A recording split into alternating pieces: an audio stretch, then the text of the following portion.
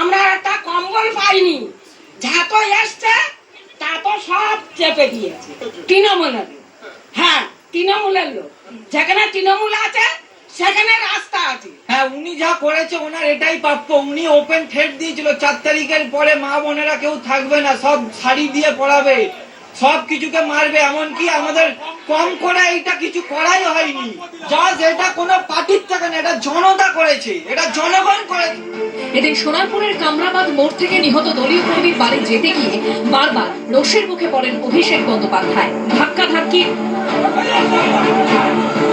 টানা হেঁচড়া, ছোড়া, এমনকি তাকে লক্ষ্য করে উড়ে আসে ঢিল। এদিন নিহত